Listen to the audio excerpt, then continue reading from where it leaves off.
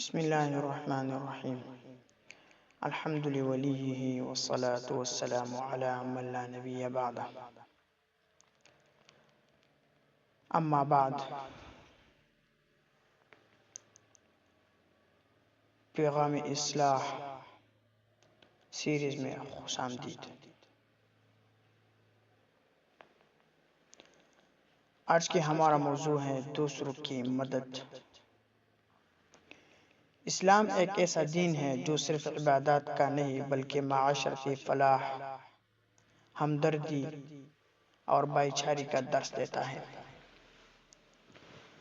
آج کی قسط میں ہم بات کریں گے ایک ایسے خوبصورت عمل پر جو دلوں کو جوڑتا ہے، نفرتوں کو مٹاتا ہے اور معاشرے میں روشنی بکھیرتا ہے، اور وہ ہے دوسروں کی مدد کرنا۔ قرآن کریم میں رب العالمین فرماتا ہے وَتَعَاوَنُوا عَلَى الْبِرِّ وَالتَّقْوَى وَلَا تَعَاوَنُوا عَلَى الْإِثْمِ وَالْعُدْوَانِ۔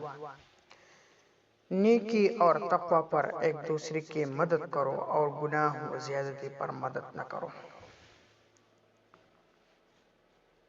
نبی کریم صلی اللہ علیہ وسلم کا حدیث مبارک کا مفہوم ہے مخلوق اللہ کا کنبہ ہے، اور اللہ کے نزدیک سب سے محبوب وہ ہے جو اس کے کنبے کے لیے سب سے زیادہ نفع بخش ہوں۔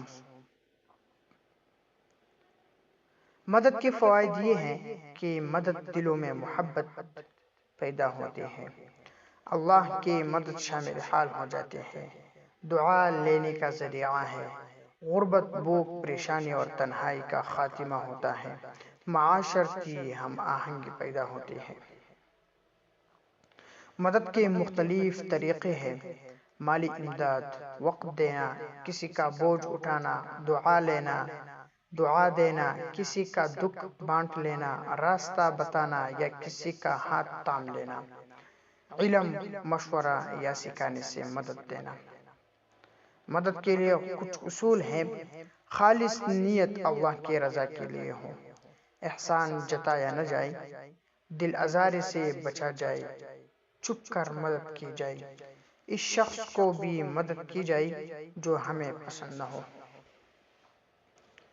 معاشرہ اس وقت سدھرے گا جب ہم اپنے آپ کو دوسروں کی فکر کرنے والا، مدد دینے والا اور ہمدرد بنانے کی تربیت دیں گے۔